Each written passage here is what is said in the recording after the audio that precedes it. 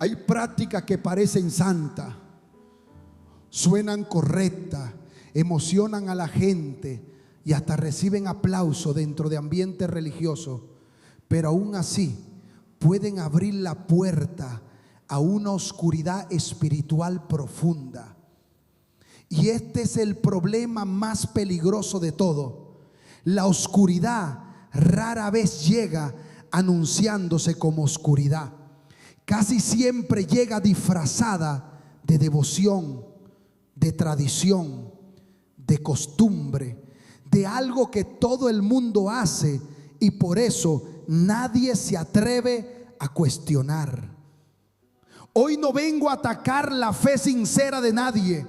Vengo a desenmascarar 5 prácticas cristianas que pueden verse santas por fuera, pero que cuando se separan de la verdad, de la obediencia y de un corazón rendido a Cristo, terminan alimentando orgullo, manipulación, engaño y esclavitud espiritual. Y te lo digo desde el principio, no basta con que algo tenga apariencia religiosa para que venga de Dios. No todo lo que emociona edifica, no todo lo que impresiona santifica, y no todo lo que se hace en nombre de Jesús refleja verdaderamente el corazón de Jesús. La primera práctica es orar para ser visto y no para encontrarse con Dios. Jesús fue frontal con esto. Dijo que no fuéramos como los hipócritas que aman orar en público para ser vistos por los hombres. Y aquí está la advertencia. Una oración puede sonar espiritual y al mismo tiempo estar podrida por dentro. Puede tener palabras hermosas, tono quebrantado, incluso lágrima, pero si en el fondo lo que busca es reconocimiento, admiración o reputación, deja de ser altar y se convierte en escenario. Y cuando la oración se convierte en espectáculo, la presencia de Dios se retira y entra otra cosa: el ego, la vanidad, la necesidad enfermiza de aprobación. Hay personas que ya no oran para tocar el cielo, sino para sostener una imagen. Ya no buscan el rostro de Dios, sino la reacción de la gente. Y eso es grave, porque cuando el corazón se acostumbra a usar lo sagrado para alimentar el yo, empieza una oscuridad silenciosa. La persona sigue hablando de Dios, pero poco a poco deja de escuchar a Dios. Sigue levantando las manos, pero por dentro ya no hay rendición, sino actuación. El fariseísmo nunca desapareció, solo aprendió a usar lenguaje cristiano. Y por eso hoy hace falta decirlo con claridad. Una vida espiritual que depende de ser vista por otros ya empezó a desviarse. Porque la oración verdadera no nace de la necesidad de impresionar, sino de la necesidad de depender. No nace del deseo de parecer santo, sino del hambre de ser transformado. La segunda práctica es convertir símbolos sagrados en amuletos espirituales. Y aquí necesito equilibrio, porque el problema no está en una Biblia, en una cruz, en una unción con aceite o en una oración repetida con reverencia. El problema empieza cuando el corazón deja de confiar en Cristo y empieza a confiar en el objeto, en la fórmula o en el gesto. En el libro de los Hechos vemos a Simón el mago queriendo comprar el poder del Espíritu Santo, como si lo santo pudiera ser adquirido, manipulado o administrado como una mercancía. Más adelante en Éfeso también vemos un choque brutal entre el evangelio y la magia. Y cuando la gente se convirtió de verdad, no mezcló a Cristo con sus antiguas prácticas, quemó sus libros de magia públicamente. ¿Qué significa eso para nosotros? Que el cristianismo no es una versión religiosa de la superstición. No es llevar una Biblia abierta en la casa como si fuera un talismán, mientras el corazón permanece lejos de Dios. No es ungir una puerta y seguir alimentando pecado dentro del hogar. No es repetir la sangre de Cristo como una frase mágica, sin fe, sin obediencia y sin arrepentimiento. Lo santo no fue dado para ser usado como hechizo. Fue dado para apuntarnos a una relación viva con el Señor. Cada vez que un creyente sustituye obediencia por ritual automático, ya no está caminando en fe, sino rozando una forma religiosa de magia. Y donde la fe se reemplaza por control, la oscuridad encuentra espacio. La tercera práctica es comerciar con lo espiritual, aunque sea con lenguaje piadoso. La historia de la iglesia es clara en esto. La palabra simonía nació precisamente por Simón el mago, porque quiso comprar un don de Dios. Y con el paso de los siglos, la iglesia también enfrentó momentos oscuros cuando asuntos sagrados se mezclaron con ambición, dinero e intereses humanos. Hubo abusos tan serios alrededor de indulgencias y favores espirituales que terminaron provocando una crisis histórica enorme en el mundo cristiano. ¿Por qué menciono esto? Porque ese espíritu no ha desaparecido, solo cambió de ropa. Hoy aparece cuando se vende acceso, cuando se comercializa la unción, cuando se sugiere que una semilla económica garantiza milagros, cuando la culpa de la gente se usa para extraer dinero, cuando la gracia se presenta como un producto premium para quienes pueden pagar más. Y escucha esto con atención: Dios sí merece honra, generosidad y fidelidad, pero una cosa es sostener la obra con integridad y otra muy distinta es convertir la necesidad espiritual de la gente en un negocio. Cuando alguien empieza a creer que puede comprar paz, comprar favor, comprar perdón o comprar poder espiritual, deja de mirar a la cruz y empieza a mirar al mercado. Y donde el evangelio se convierte en transacción, la oscuridad entra por la puerta grande.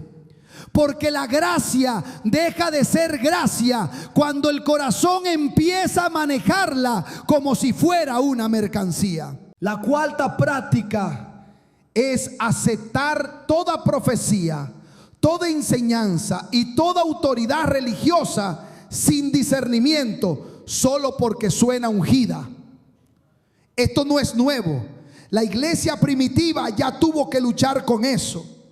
La didaché, uno de los testimonios cristianos más antiguos fuera del Nuevo Testamento, ya advertía que no todo el que habla en nombre del Señor debe ser recibido sin examen. Decía que si alguien pide dinero, si no vive lo que enseña, si usa lo espiritual para su propio provecho, no debe ser escuchado como verdadero profeta. Y esa advertencia sigue siendo urgente hoy. Hay voces que conmueven, pero no convierten. Hay predicadores que impresionan, pero no forman a Cristo en la gente. Hay mensajes que parecen profundos porque son intensos, pero en realidad no son bíblicos, no son sobrios, no son santos. El creyente inmaduro cree que discernir es falta de amor, pero la Escritura dice: prueben los espíritus, examínenlo todo, retengan lo bueno. La oscuridad ama las iglesias donde nadie pregunta, donde nadie contrasta, donde nadie pesa las palabras delante de la Biblia. Porque donde no hay discernimiento, cualquier manipulación puede vestirse de revelación. Y entonces la gente ya no sigue a Cristo, sino a personalidades, impulso, experiencia o frases impactantes. Escúchame bien, no todo lo que emociona viene del Espíritu Santo. A veces viene del carisma humano, a veces viene del deseo de control, a veces viene del hambre de poder. Y una iglesia sin discernimiento termina llamando voz de Dios a lo que en realidad solo es ruido religioso. La quinta práctica es adorar con los labios mientras se mantiene una mezcla secreta con prácticas contrarias a Cristo. Y esta parte duele porque es más común de lo que muchos admiten. Hay personas que cantan himnos el domingo, pero entre semana consultan horóscopo, buscan limpias espirituales, creen en energías impersonales, siguen rituales heredados que niegan la suficiencia de Cristo o guardan objetos y prácticas cargadas de superstición. Otros no consultan nada, abiertamente ocultista, pero viven una mezcla más sutil. Veneran a Dios con la boca y al mismo tiempo alimentan pornografía, resentimiento, idolatría del dinero, orgullo secreto o relaciones que los arrastran a la oscuridad. Y eso también es mezcla. En Hechos 19, cuando el evangelio tocó la ciudad de Éfeso, los creyentes no dijeron: vamos a quedarnos con Jesús y también con un poco de nuestras artes mágicas por si acaso. No, llevaron sus libros y los quemaron, porque entendieron algo que esta generación necesita recuperar. Cristo no comparte su altar. La luz no necesita convivir con las tinieblas para ser relevante. El evangelio no necesita sincretismo para ser poderoso. Y cuando alguien intenta mantener a Jesús como una capa religiosa encima de una vida aún comprometida con otras lealtades, lo que se produce no es santidad, sino división interior. Y un corazón dividido es terreno fértil para la opresión, la confusión y la sequedad espiritual. Ahora detén tu momento y piensa en esto. Las 5 prácticas tienen algo en común. Todas usan lenguaje santo, pero desplazan a Cristo del centro. En la primera, el centro es la imagen. En la segunda, el centro es el objeto. En la tercera, el centro es el dinero. En la cuarta, el centro es la voz humana sin examen. En la quinta, el centro es la mezcla. Y cuando Cristo deja de ser el centro, aunque la actividad siga siendo religiosa, el alma empieza a oscurecerse. Por eso el verdadero peligro no es solamente caer en algo obviamente maligno. El verdadero peligro es acostumbrarse a una fe que conserva la forma de la piedad, pero pierde su poder transformador.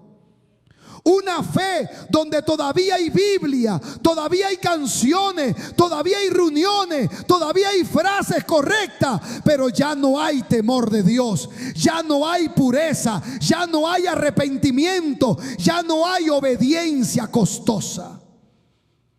Y alguien podría decir: pero yo no hago nada de eso con mala intención. Y lo entiendo. Muchas personas sinceras han heredado prácticas sin examinarlas profundamente. No hablo para condenar al que busca la verdad como un corazón humilde. Hablo para despertar al que se ha dormido dentro de la costumbre religiosa. porque la sinceridad por sí sola no santifica una práctica. La pregunta no es solo si algo me parece bonito, tradicional o poderoso. La pregunta es si refleja el carácter de Cristo, si está alineado con la Escritura, si produce obediencia, humildad, verdad y libertad.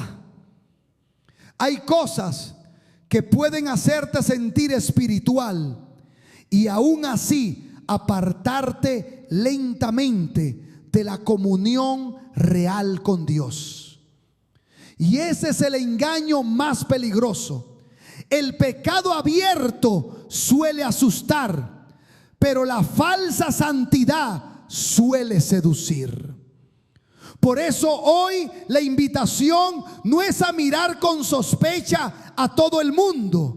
Es a empezar por tu propia casa y por tu propio corazón.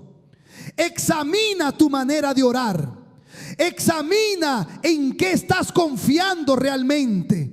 Examina si has convertido lo santo en rutina mecánica. Examina si has dado autoridad a voces que nunca sometiste a la palabra. Examina si todavía hay mezcla escondida en tu vida. Porque el avivamiento verdadero no empieza con más espectáculo religioso. Empieza con limpieza. Empieza cuando el altar vuelve a pertenecerle por completo a Dios. Empieza cuando dejamos de defender costumbres que el Espíritu Santo ya nos está pidiendo soltar. Empieza cuando preferimos una verdad que nos confronta antes que una mentira que nos entretiene. Y si hoy sientes que algo de esto te confrontó, no endurezcas tu corazón. No te excuses. No digas así siempre se ha hecho. La historia demuestra que incluso dentro del cristianismo han existido abusos, desvíos y mezcla que parecían normales en su tiempo. Pero cada vez que Dios quiso restaurar a su pueblo, lo primero que hizo fue llamar a la verdad, a la reforma del corazón y a la purificación de la adoración. Tal vez lo que Dios quiere hacer contigo no es destruirte, sino liberarte. Tal vez te está mostrando esto no para avergonzarte, sino para devolverte claridad. Porque cuando la luz de Cristo entra de verdad, no solo perdona el pecado, también desarma el engaño. Así que hoy quiero dejarte con una decisión clara. Si una práctica ocupa el lugar que solo Cristo debe ocupar, suéltala. Si algo parece santo, pero te aleja de la obediencia, suéltalo.